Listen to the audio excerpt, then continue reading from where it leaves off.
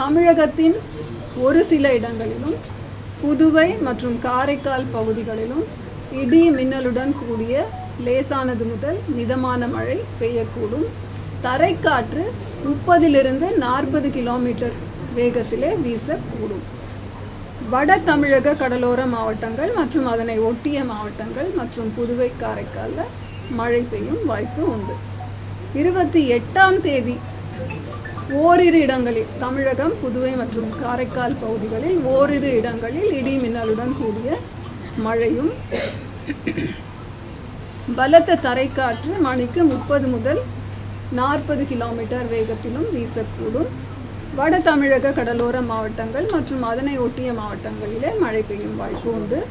29 அக்டோபரிலிருந்து 2ஆம் தேதி நவம்பர் வரை தமிழகத்தில் ஓரிரு இடங்களிலும் புதுவை மற்றும் காரைக்கால் பகுதிகளிலும் மழை பெய்யும் வாய்ப்பு உண்டு.